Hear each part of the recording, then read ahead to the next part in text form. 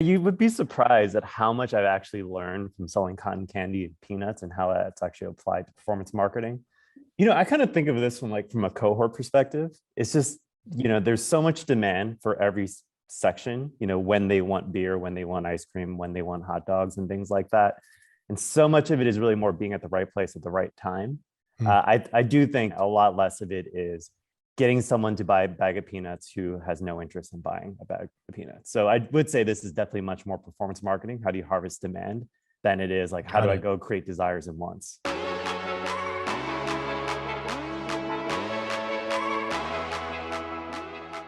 Well, this is awesome. Appreciate you doing this and taking the time to walk through. Thought it would be fun for the three of us to jam on all things email, lifecycle, growth, marketing in general, and riff on both your path. Like you've had such an interesting path and seen so many different aspects of growth in digital through different companies, and then now being a partner in VC on the other side of the table, and walk through some of those things. So, I mean, if we take it all the way back, there, as a digression, there must have been some contention between being the cotton candy guy for the A's at the same time that you were the peanut guy for the Giants, which is an interesting juxtaposition between the two teams. But It's starting Atlantic. there, It's the American League and National League. So I think you're typically safe, right?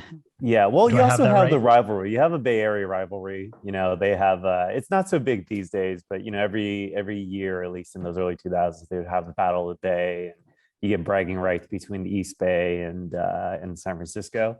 And I guess folks don't remember this, but the last time the major earthquake happened here in '89, that was the A's World Series. A's and Giants. A's won, and because the World Series was going on during the earthquake here, it actually ended up saving a ton of lives because everyone was home watching the game.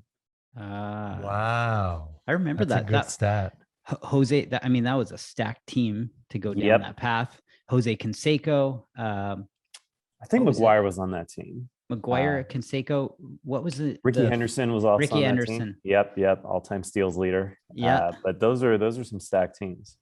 yeah. And I think for me, I'm Oakland born and raised. I'm a diehard A's fan. And so on one hand, I love being at A's games, but I would never focus on selling cotton candy. And so, and when I took the Giants job in high school, it was called Pac Bell Park, and now they went through its fifth name change. I think it's now Oracle. Um, uh, it was a lot nicer. So I got to do best of both. And I think what most folks don't know is there's all these friendly local team deals. So generally what happens is when the A's are in town, the Giants are on the road, and then when the Giants are in town, the A's are on the road. So you very rarely get any type of overlap. You balance both. I was a diehard A's fan in the late '80s, and then when Barry Bonds joined the Giants, I was diehard Giants fan. That was Yep. all I could do. But you Yeah, follow the path of the top performers. yeah, and you would be surprised at how much I've actually learned from selling cotton candy and peanuts and how that's actually applied to performance marketing. And so, how it actually works in the vending game is that you make about 20% of all commission. So it's entirely commission. And before you go out, there's like a pecking order between who's most tenured and who's newest. We were like in high school, so we get the last pick. And so you always have to strategically pick what you're going to sell. So if it's a hot day, go for ice cream. You could go for soda and water, but you're carrying 50 pounds up and down the aisles, and you really have to sell those quick. If you're in Oakland, there's a lot more kids. Cotton candy is the way to go. The Giants have an older fan base, and peanuts are the way to go.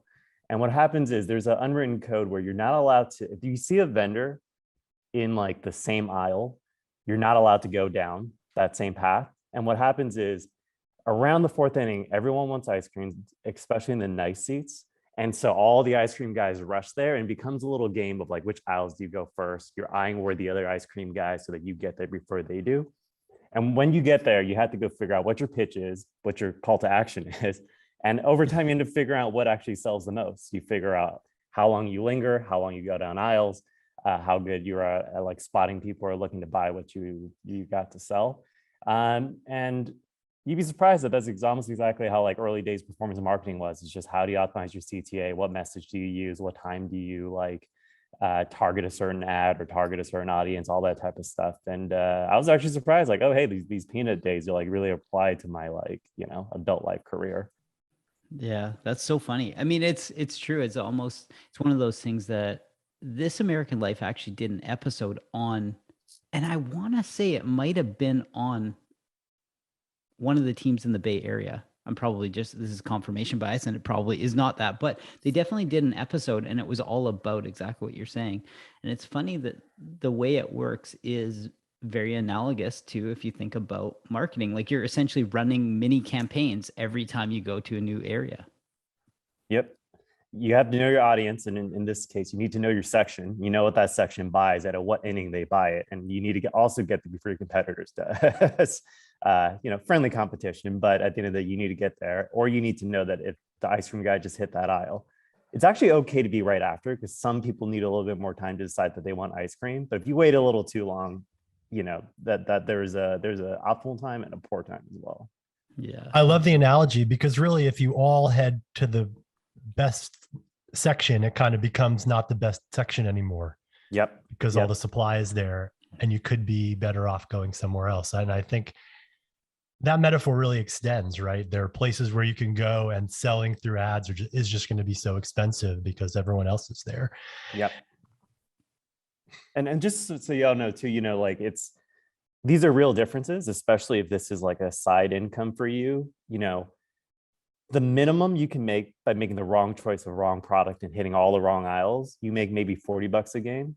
If you get the best product and you hustle, you move fast, you get every aisle, you're making like $300 a game. So it's like a real difference. And, you compound that over like the 80 home games you get per team. Like it starts to add up. Yeah, it sounds like you almost have to manufacture your own demand in some cases. Like you're going, and if it's not a hot day and you're on ice cream, like you really have to manufacture the demand for that. Yep. You have to run a pretty tight process to make sure that like you are getting people the product that they think they want.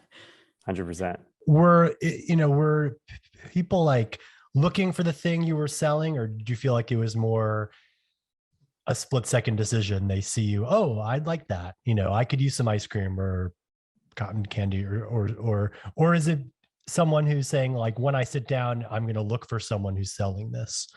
Because I'd bet it's more the former, right? And so there's so much to the creative and sort of what you're shouting, and when you do it, is it between innings or during an inning, and kind of like how you carry yourself. There's a lot of subtle variables there that I would imagine really impact results. I kind of think of this from a cohort perspective. It's just, there's so much demand for every section, when they want beer, when they want ice cream, when they want hot dogs and things like that. And so much of it is really more being at the right place at the right time.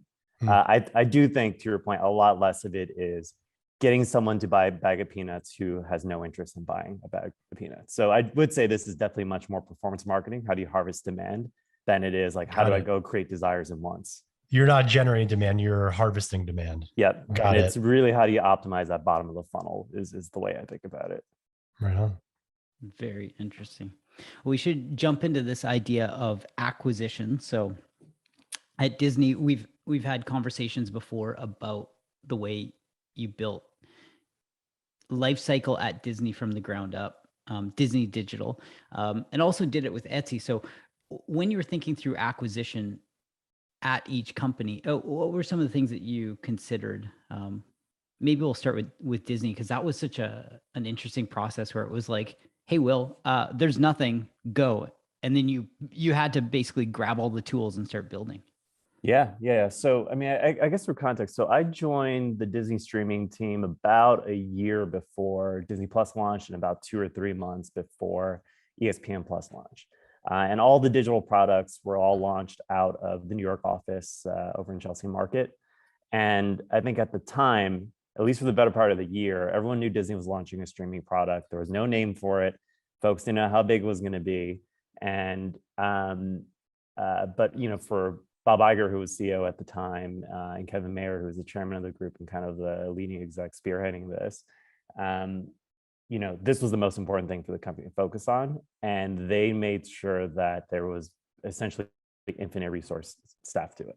So Disney's a long storied company with a lot of enterprise contracts and deals and like a lot of uh, tools that were already in place. The guidance given to the streaming team was, you don't have to go by any of those. You choose whatever it is you want from a software perspective. You can hire whomever you want. And so when I came into the role, it was basically, you can hire up to 25 to 30 people. You can choose to use our existing tool stack, or you can choose not to use it. It's entirely up to you. And so, I think the way we thought about it was just very first principles. This is on the shorthand. We have a very fixed timeline on when we're going to launch Disney Plus. I think unlike a traditional startup where there's a lot of product market fit testing, you have an undefined beta period. Once we announce a date, we have to hit that date. And a lot of what we need to do is kind of back that up around like, okay, what's the CRM that we need for this? Do we need a CDP? Do we need a data lake? Is it all in-house? What do we do for that? Okay, great. Which countries do we need to be in? What are all the relevant like legal constraints within each country? And like, is the tool set that we're building out that fits that? And then you kind of jump into, okay, what is the actual email, SMS, push, in product alerts that you actually need to build out? What are the things that are mandatory? What are things that we need to do to really kind of tune our activation rates, engagement rates, upsell rates, all that type? And how do we actually just kind of like start from the ground up?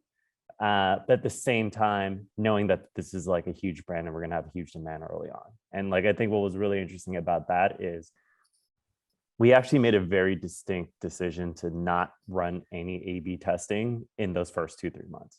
Like, we just knew that so many people were going to sign up.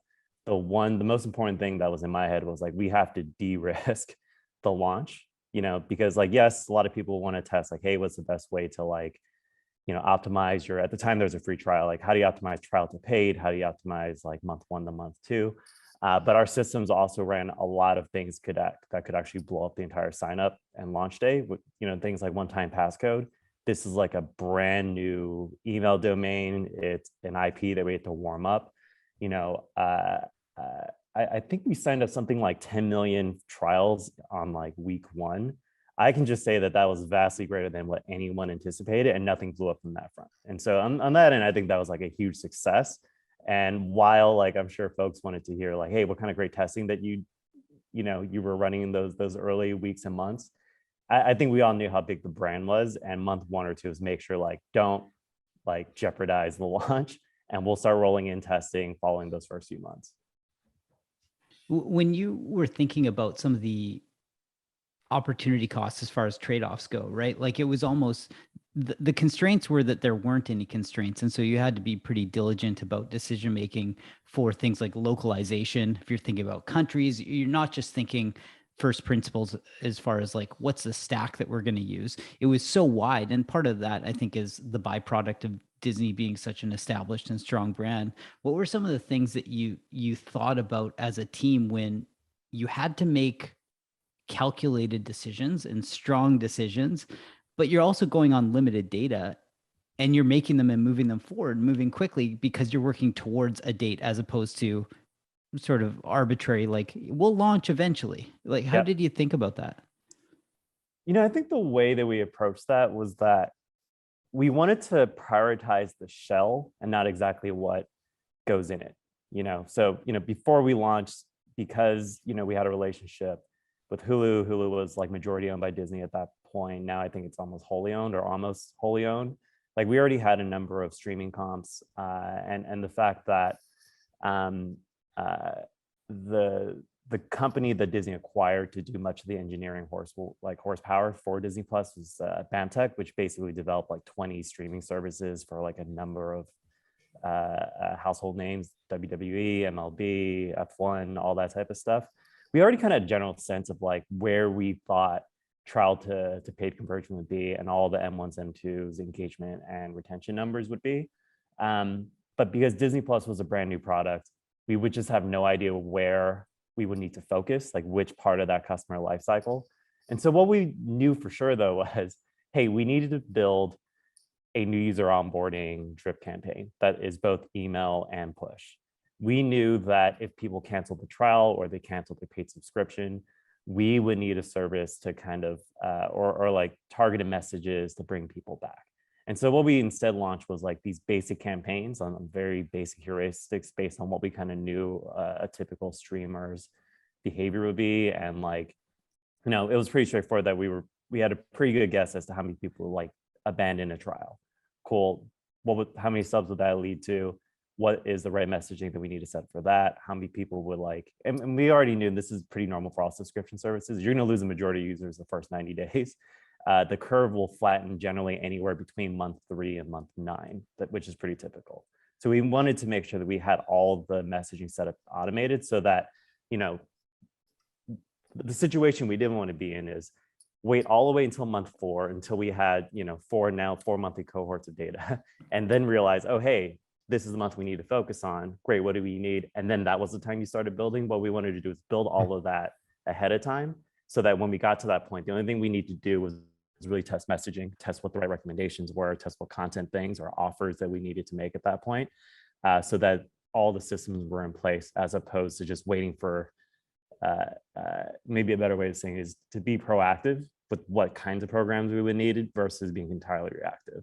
And so the hard part is, of course, figuring out what the content and what the messages need to be. But we were pretty sure that we needed a user onboarding flow, a re-engagement flow, a win-back flow, and an upsell flow. Very, very cool. Yeah, JM's been doing a lot of deep diving on cohort analysis. Just did one, I guess it was yesterday when dripped it out to the team. But looking at the data that we have now and then thinking about how can we glean insights from that moving forward based on what we have. And so a lot of learnings around there, but there's also so much work to do to get to a point where we have, as we ramp up to lift off, which is something JM's been spearheading. How do we think about all of the flows that we need to build out from an engagement standpoint, from an awareness standpoint, from a conversion standpoint? There's so much work to do. Were there any lessons that you learned through those experiments that you ran early on that yielded something that was surprising to you and maybe like unintuitive? I think, you know, so this is maybe like, you know, so my biggest learning, and because, you know, the organization that I was in is just a giant machine, and, you know, we weren't the only lifecycle team, right? You know, Disney has maybe hundreds of products and each one has their own lifecycle team. So you can imagine like the noise of ideas and best practices that were true for, you know, business A but weren't true for business B, but then you had so much different feedback. And I think the interesting part where this kind of really materialized is, you know, and this is my biggest learning, is it's like, hey, how do you implement segmentation? You know, and, you know, my approach has always been, generally, I don't care what the segments are. I don't have a bias, but for them to be good segments, one, each segment needs to be distinct from another. And you know they're distinct because their behaviors and patterns and the KPIs between like sign-up rates, engagement rates, retention rates are pretty consistent within that group and don't vary much over time. So, you know, if group A performs at 50% sign-up rate and has like 80% month 3 retention, if you wait a year and acquire that same segment, they should perform something close to that band. And I think we first kicked off this exercise, and it was, of course, like every group was involved, not just our group. You can imagine everyone had an opinion around what Disney Plus's segmentation should be. You know, you have one school of thought, which is like, oh, we should bucket these by fans. We have Marvel fans and Star Wars fans and like these type of things. You have other buckets who think it's like, it should be regional or by country or something like that. And on and on and on. You can assume all those things. And, you know, one of the great things that our data team there did was like, okay, we're just going to go look at all the data and kind of like figure out what these distinct groups are. And then in partnership with our product marketing team, we are going to go do some user research and figure out who these folks are, draw the commonalities, survey them, and actually then come up with like a basic heuristic name that people can then understand and start like thinking about their marketing and messaging towards. And like, you know, again, I would say the number one thing everyone thought our segmentation was going to be was based on fandom. What it ended up turning out to be was actually just, we had 4 groups. We basically had people who liked, I wish we had a better word leaning into this, but it was basically like very male leaning content. So like a lot of like Star Wars, Star Marvel type Wars, stuff. Marvel, yeah. Yep, you had a lot more like content that tends to appeal to like a more of a female audience. So like, you know, the Billie Eilish concert, the Beyonce concert, things like that. And then you had kids content for young kids. So think like grade school kids and then teenagers. Those are the four groups. All their behavior is completely different. They're also consistently different over like a 1+ year cohort, like monthly cohorts over a year plus. And that ended up being like the true segmentation, and all of our like content marketing, engagement marketing, retention marketing was kind of built upon. So I don't know if this answers your question, but I think what was most interesting to me was, you know, I think being from smaller companies prior to Disney, you're like, oh, well, look at the data. It'll take you about a week. You'll jam on it. By weeks, you have groups. This was maybe a 6-month process to then educate the whole company. I'd like to double click on that a bit. That was super interesting. Thank you for sharing that. And I love the service. And we are a grade school / female home here. Marvel and Star Wars are not my jam, but it's the best. Whatever dollars I spend, it's the best that I spend every month. So it sounds like the instinct was, oh, we'll have our Marvel people and our Star Wars people and maybe our Simpsons people and our Bluey people. I got to give a shout out to Bluey. But it ended up being something that you derived instead from data that maybe was like a little more blurry than that. Is that like a fair kind of recap of what you said? Yeah. Interesting. Because it probably gets hard in families where they're sharing, like, you know, where the like usage will just look totally bizarre, you know, like Little Mermaid and Marvel, or I don't know, maybe that's not so bizarre actually, but things like that. Yeah, I mean, I think where this kind of materializes, you know, we just spent a lot of time into, you know, spending on how the logistics were done, but where this kind of really materializes is like from a messaging standpoint, it's who do you message what, how often do you need to message them, and when do you need to message them? So, you know, because it's Disney, no surprise, both of the segments that involved basically young adults and kids, their engagement rates were through the roof. Like we were never worried about churn whatsoever. And so that actually really just turned out to be one of our least communicated towards groups. And, you know, where our focus area basically, you know, focused in on was basically, you know, all our action content that was focused on people without kids, and then a lot more of the kind of like female leading content. So I just opened up my email and I wanted to count how many emails I got from the service. And it seems like it's roughly 3 or 4 per week, which is a lot, but not too much that I've like noticed that it's too much. So I was wondering how you think about frequency and repeating, you know, if someone is opening the emails or not. I tend to not open them. I just sort of archive them. Are you reading, or I understand that you're not there anymore, but would it be their practice to read into those signals? Are there ideas about what is too much? Is it the amount that I use the service that is driving that? I'd love to hear something on that. Yeah, so this was a regular debate, less so within our team, but in terms of like how we service all the different teams and all the different goals for the service. It was an interesting conversation, to say the least. But you know, the philosophy that at least our team took was that there's a near-term goal and then there's a long-term goal. You know, the near-term goal is that the purpose of this messaging is to keep subscribers engaged. And for us, you know, through a lot of our data analyses, things like that, is for the most part, if folks were at least engaged within a 2-week period, we're in a good spot. You know, this is a monthly service. As long as you watch something once a month, you derive some kind of value from it.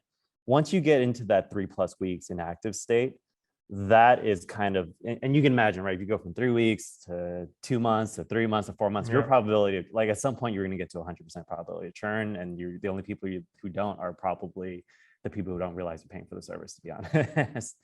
And so the near term was that, how do we keep people from like falling beyond that 3 weeks of inactivity, right? So there's like a baseline level of content, but like a lot of what we ended up doing was that when you get to that point, there becomes a much bigger ratchet of like how much messages you get.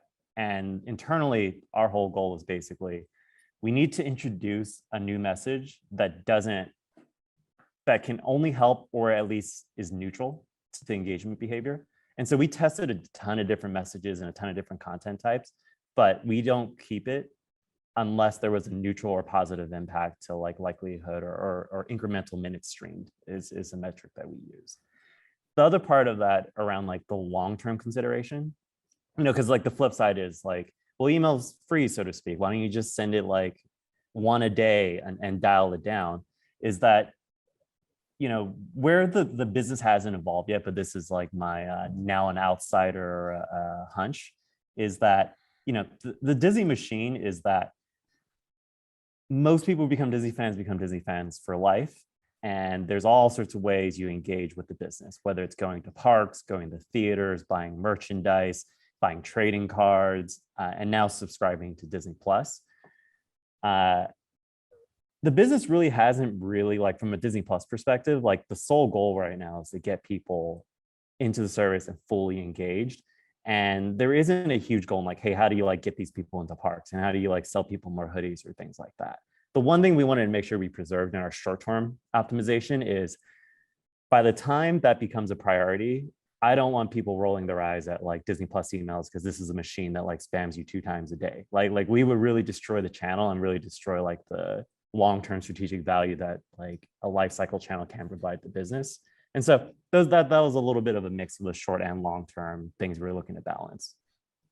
When you first went down the path of conversion, I remember that was the focus. And then it was like a light switch where as soon as people converted, it was all about retention and creating value through the content that you're putting out. So it wasn't just a matter of consideration to try to probe people like, hey, go use the service. Like that's always sort of an underlying goal. But I remember you framed it as something along the lines where like, we only want to give people information that they find valuable. So it might be, the value might actually be consideration for a new piece of content. It also might be like, I'm making this up, but it was like, read this article about something, because you were always thinking through like, what's the Marvel clan? What's the young family going to be interested in? And it was a really interesting lens because that's not a typical approach for life cycle. Like most life cycles going to be focused on this idea of just like always trying to get people to click on something to do something else. And it was a different approach, especially given the size of the audience that you were working with. Yeah. So, I guess it's funny because one of the big influences on my philosophy going into it actually came from Ben Horowitz and reading his book, I think The Hard Things About Hard Things. And now that I actually work in Andreessen Horowitz, it's kind of like a full circle moment. But I remember a long time ago reading that book. There's a passage in there where I think Ben was sitting on a board meeting, and one of the executives at a startup basically like was saying, oh, hey, retention was really bad, but it's because we couldn't get this email campaign out. And I think the feedback was like, your retention isn't bad because you didn't send an email. Your retention is bad because your customers didn't like the product. And that really resonated with me. And it's really easy when your team's responsibility is all communications, and to really get lost in just saying like, well, we own emails, push in products, so let's just do more of that, when there is a whole point of like, people don't retain because of this message. But what this message can do is help someone who's like on the fence, who's otherwise gonna like drift off, and maybe use it to bring people back. And that was like a large part of the philosophy, where it's like, for a streamer that basically releases weekly content, a lot of what underpins what we're trying to do is, one, is there a piece of content that got released that if someone who's not using the service like knew about, they would come back stream and they would stay in that healthy, I'm streaming at least once every 3 weeks. And that was really the philosophy that we took, as opposed to this like, we're blasting people all the time with like no discrimination whatsoever sort of thing. And that's what you do now. Like the Beatles, that must have driven a gajillion subscriptions. It was such an amazing, like 8 hours. and Encanto and Hamilton before that. There must be these like big moments where this is something that a very wide audience will enjoy and could be a reason to sign up. I would imagine it's also just like a prompt, like, hey, reminder, this movie is on the service. So when you're making the decision of like what to show your kids or what to put on at night, you're like, oh yeah, I saw that email. It makes a ton of sense. But the underlying product is really, really great. And people want it sort of anyway. And so I think what you're saying is you can like tap it in the basket. You know, it's like an alley oop and you're giving it a little bit of a push. But the underlying want is sort of already there. And I think that's very similar for us too. Like folks are into what we're doing because they've read our free content, or they're just kind of aware, they listen to the podcast, you know, they care about it because they're human. And we're just sort of showing them the way in instead of making like a hard pitch. Yeah, I think that's true. You know, I think a way to think about it as well with the content, you know, you brought up mass appeal content.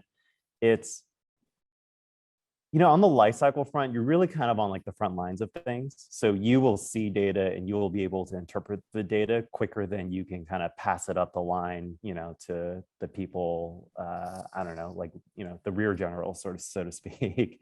And so, you know, from our segmentation very, very early on, you know, we could take a look at our upcoming calendar release. We know like which audience that release is really kind of meant to be. Some things are mass appeal, but a lot of things kind of tend to fall between like at most one of those four segments. And there will be times where we'll see like, hey, we have to like ring the bell. Like there's not a lot of content for this, like people who like female identified leaning content who don't have kids. And there's nothing on the calendar for like 4 or 5 months.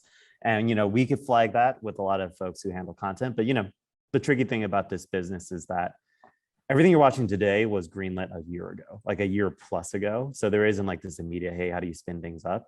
I think it maybe after a few months, like that message of like, hey, how to treat these two, what I would say like greater to be at risk of churn audiences ended up like trickling into across the content orgs. And now there's a big focus on like spending more on content, especially for kind of like the non-kids content side of things. And so, you know, tying that back to what you brought up about like mass appeal, I would say it's not as mass appeal as you think. And there's certainly kind of like key subscriber groups that don't always, like the content release doesn't always appeal to. I think that's going to change very, very soon. But, you know, also the one big thing is when we launched in the first year, because we signed up so many people, we basically hit our 5-year target number in under a year. Because I think the 5-year target was 60 to 90 million subs over 5 years. And I think we like crossed over 100 by month 11, something like that. Amazing. But Amazing. the thing, the life cycle challenge was that the content schedule was built for like a subscriber base of like 30 or 40 million. And like, it's like, oh crap, we got this pull forward. What do we do now? And so we tried our best to repackage existing library content, and a lot of our partners within like the studios tried to pull content from elsewhere to get them onto the service. But, you know, a lot of this is, these are things that I think all products, not just Disney, solve over time, where like the core of Disney Plus, what the product is less the tech end, it's really the content and the IP. And like the folks who are basically like optimizing the surface area, be it the actual streaming app or like the extension, things like lifecycle email push notifications, is over time that stuff converges. So everyone is looking at the same data. They're all completely aligned. It just takes some time in kind of pulling those things together. So cool to hear it firsthand from behind the scenes, because from the outside, it was such a killer launch. Like it was such a cool thing to watch and to see all the media around it, like just following nerdy things like TechCrunch and whatever media sources, to watch this thing come to life. And everyone's like, oh my gosh, like N number of subscribers in a day, a week, whatever it was. And it was very visible. It was very cool to see that come together, and then to hear how you hit these targets so quickly. And then some of the implications of like, we don't have enough content based on the number of, like we do, but we don't have enough content to really sustain the subscriber base. Everything always flexes when you get that type of oscillation. Yeah, or maybe put it in a different way. It's I wouldn't say we can't sustain the audience, but a larger percent of this audience is in this at-risk 3+ weeks of inactivity bucket. Like once you get, if you're not using a monthly service at least once a month, like I think that's pretty basic to understand. You're going to be at risk of churning. You're not deriving any value from it. And so, there were these lulls, and I don't believe they're there anymore. This is just year one challenges where it's, what do we do about these lulls? The at-risk bucket continues. I wouldn't say continues to grow, but it's large enough where it could be a concern. What's everything we can do from a life cycle perspective to keep these cohorts and these groups engaged with the service? Mm-hmm. One of the thoughts around what you did jumping into performance at Dropbox. So Dropbox launches in 2007. There's this flywheel that is a case study about user referrals and how that led to all of this initial growth.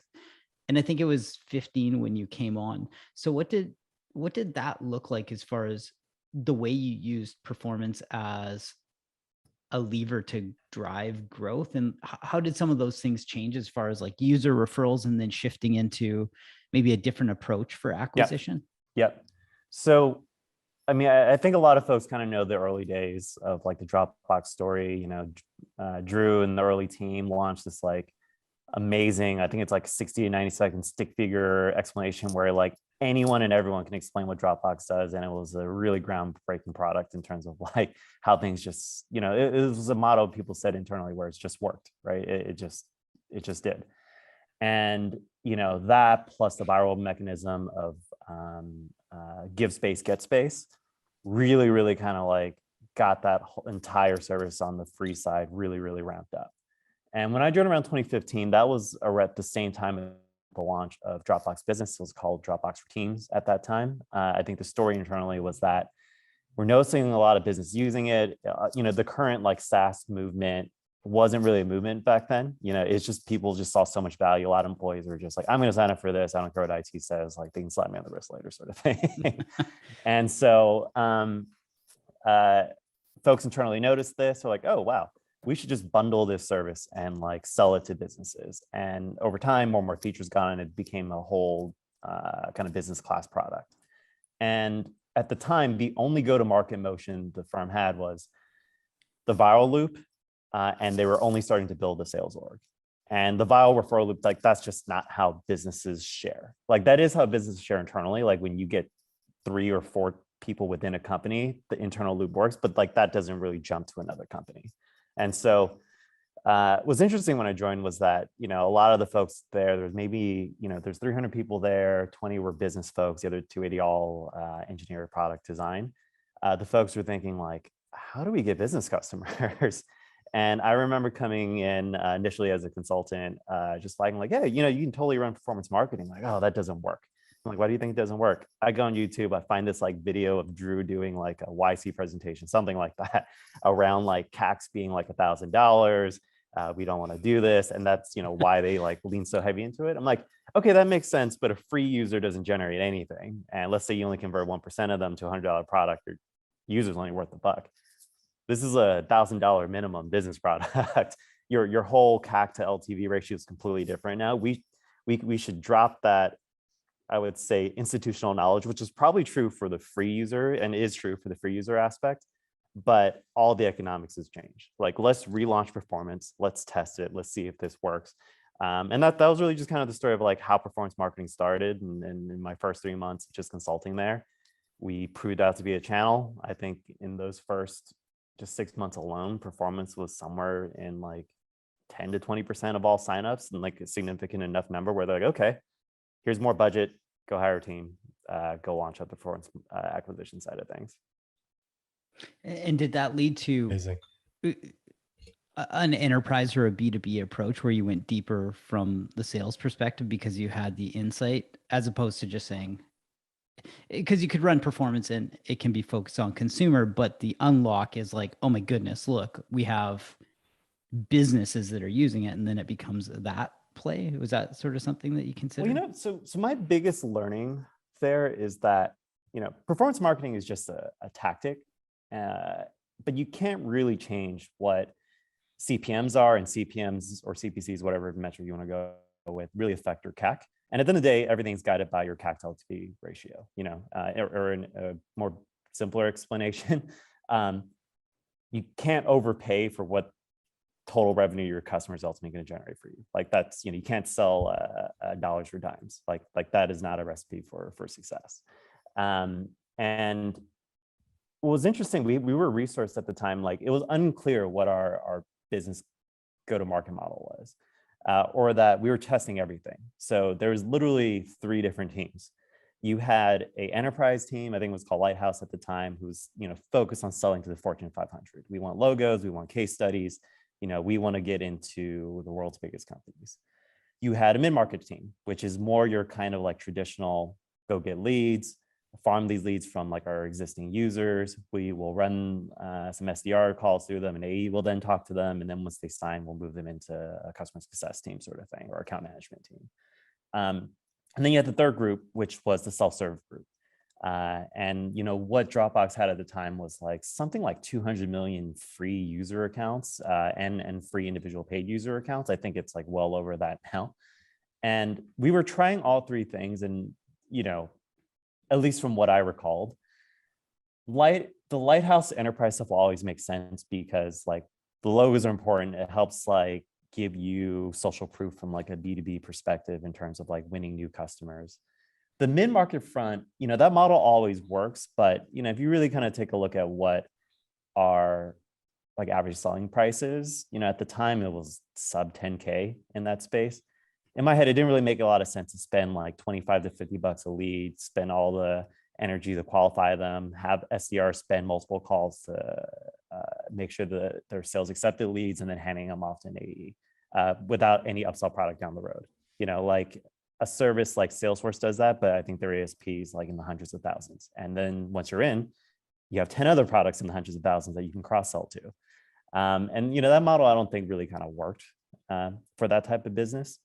And what's really interesting is, as I was testing that self-serve side, that was run by a gentleman named John Carlo, who's awesome, kind of like early days product-led growth person. I think he came over from Atlassian, who kind of knew a lot of like how that stuff was done.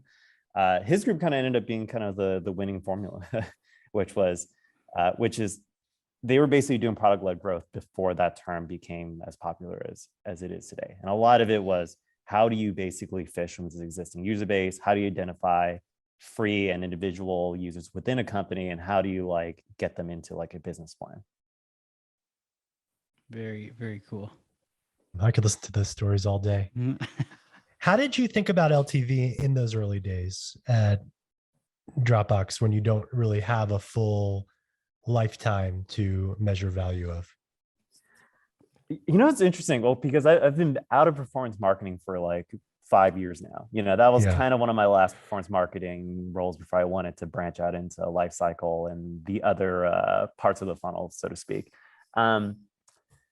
That was still very early days, like kind of like SaaS metrics and KPIs weren't really solidified yet. Right. And we actually used to use this metric that no one ever uses anymore, but I thought it was very like helpful. We use payback period, which is basically a different way of looking at LTV. So it's basically like, if ASP is like $100 a month and you acquired a customer for $1,000, your payback period is 10 months.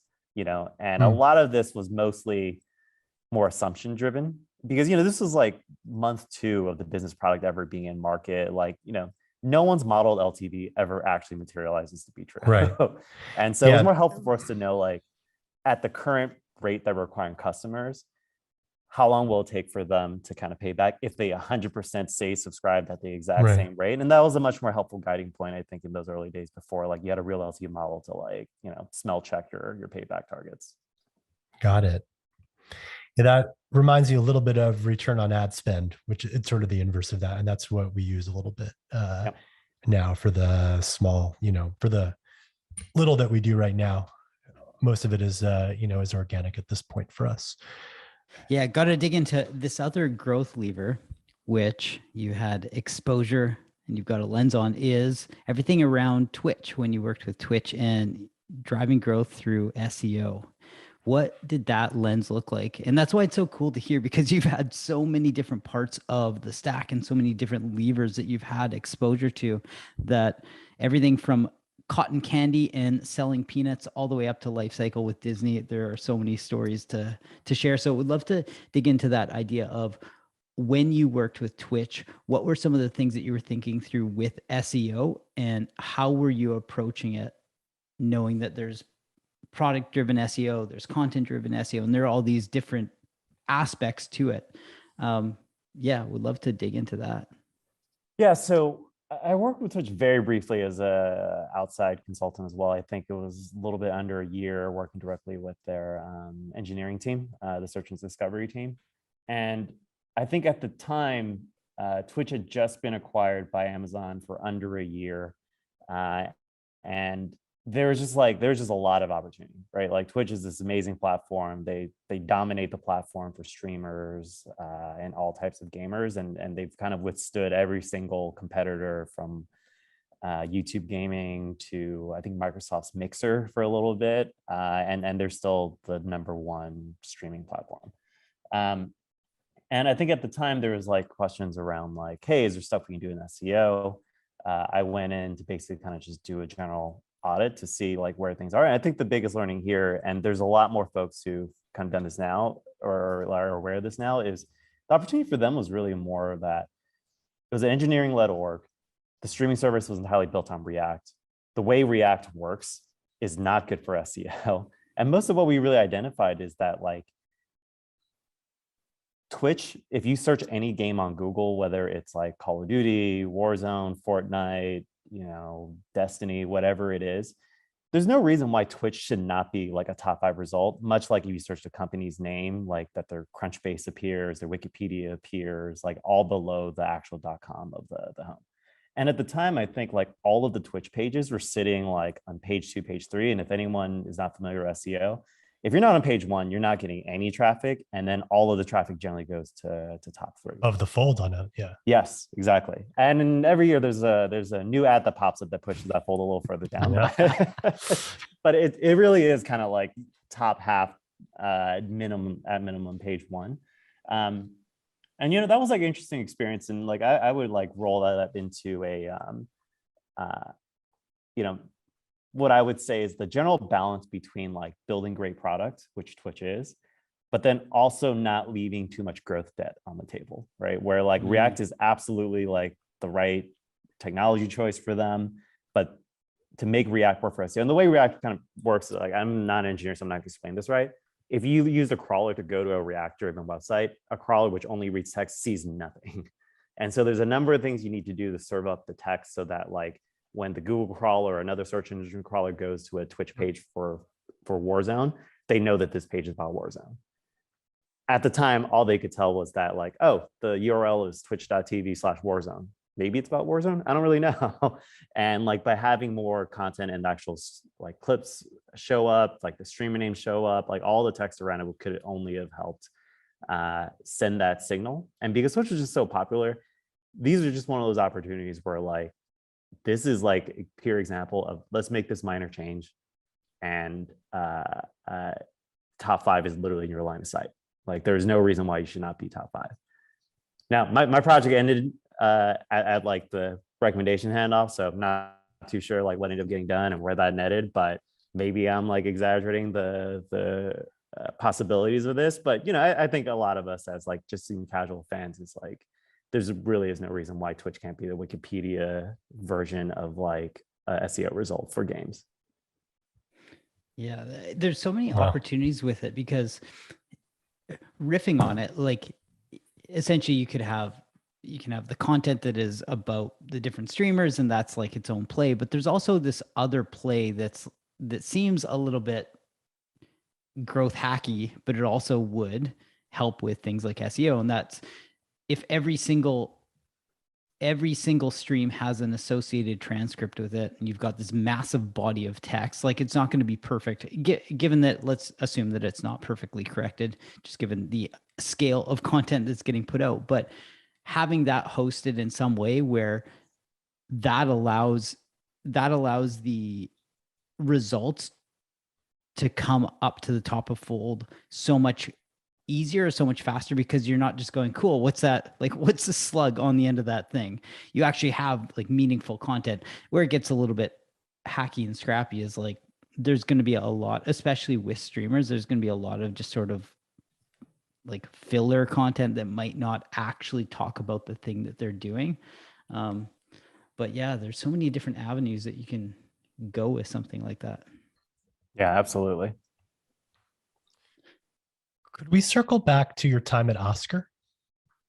Yeah. So Oscar, for folks who don't know, so like the Affordable Care Act kind of passed kind of in like the tail days of Obama. It basically did a number of things that basically like give affordable access to health insurance plans to something like the 25% or so, something like that, of basically uninsured Americans at the time.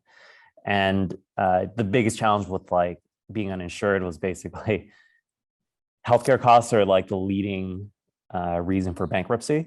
And while most people might not need it, it's one of those like low risk, but if you like are the unlucky, number that RNG of life chooses, it's basically financial catastrophe in many types of ways. So Oscar was one of the companies basically emerged as one of the leading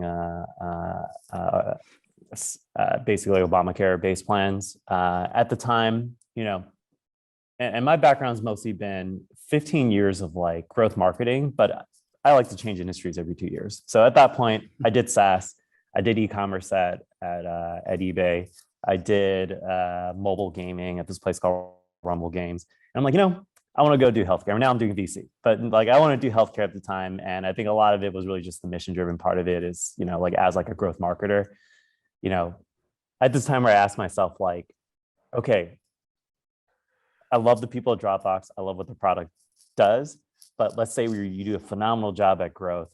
Like what does that actually do? You get more people involved. If you kind of take that to what Oscar's mission was, is like you're giving more access to healthcare and you're mostly just limiting like the negative effects of not being insured in case something happened to you. I'm like, oh, that seems like a very worthy mission. Let me just kind of jump right in. And so I guess what would be interesting to talk about Oscar is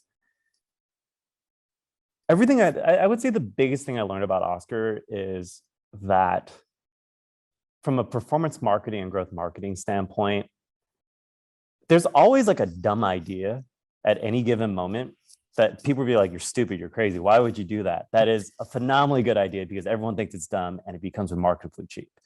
I wasn't responsible for this. The company was already doing this when I joined, but like when I first moved to New York, they were the only person like plastering subway cars, all Oscar ads, very creative, very funny. Oh yeah. Yep. And the longest subway car is typically 10 cars. So one car will be all Oscar stuff. You send any other car, like at the time it was like, basically personal injury lawyer ads. And like, you want to try this like clinical trial kind of thing. And like, basically it was dirt cheap. Like that's how cheap it was. And the first 2 years of Oscar before I joined, so I take no credit in any of this stuff, like the subway ads was their number one sign-up driver. It was very low CACs. You couldn't measure it from a like itemized perspective, but total invested and total people in a sign-up survey that said like, I'm here because of the subway ad was phenomenal. And my biggest takeaway was basically there was something like that every year. So like, don't write something off just because it doesn't make sense in your head or there's no case studies to it. Those are really good ads. I have a few open now on my desktop and I remember them.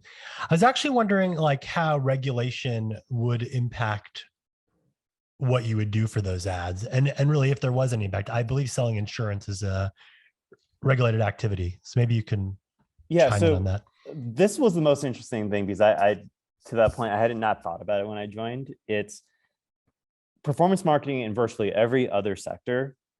It's this CAC to LTV ratio. And so as soon as I went in, I was like, oh, CAC to LTV, all that stuff. And then someone kindly told me, like, you can't look at LTV, it's illegal. I'm like, why not? It's like, oh, I get it. Because what adds to cost in health insurance is utilization, how often you're using your plans. And what you don't want to do is basically build a program that kind of purposely excludes people who have like high needs. So these could be people with terminal illnesses, things like that. And immediately I thought, okay, yeah, that is a really bad idea. We won't look at LTV. We will like take a look. That was sort of the point of the ACA, right? I mean, yep. In like a nutshell. Yeah. Yep.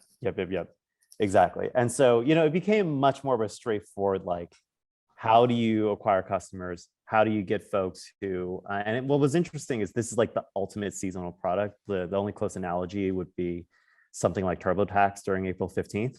It's open enrollment is like a 3-month period, but like 90% of people sign up like right before the deadline to pick a plan. And so a lot of it ended up becoming like, how do you load up for that period? Because if you, like better words, try to get too cute to stick a landing, if you miss it, there's no way to recoup those potential subs you could have gotten until the next open enrollment period.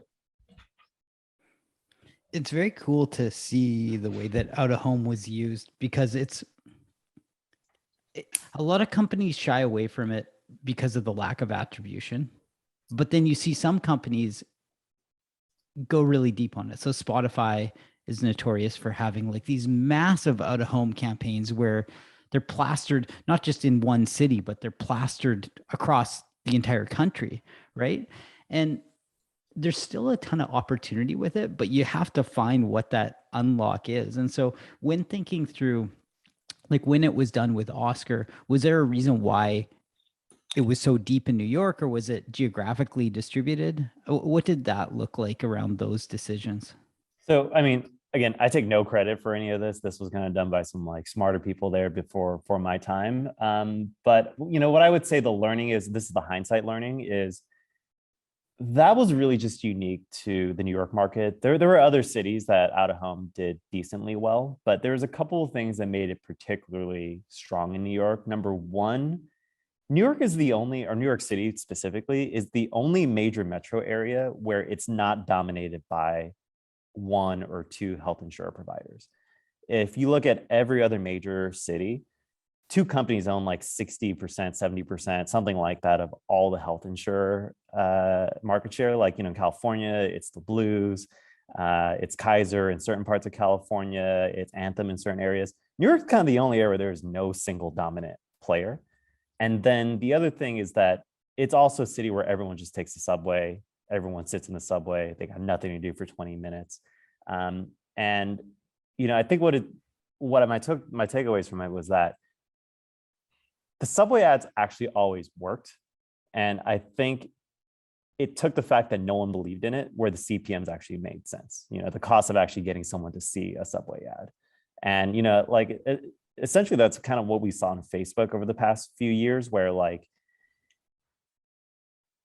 there was a period of time, like in the early days of, say, gaming advertising, no one was advertising on Facebook. So like everything you saw on your feed maybe about 8 years ago was all games. A game LTV, like for a casual game, is like under $10. You can't really advertise it anymore, because basically like people with LTVs like over $100 are advertising, and you kind of price out the people who can only afford to pay $10 a user type of thing. And I would say that was basically what was going on with subways in New York, where a huge part of the population was on it every day. The eyeballs were there, but there was no competition for their eyeballs from a cost perspective, because like there was no other advertiser in the marketplace. No one was in the aisle selling cotton candy. Yep, that's exactly what it was. Love it.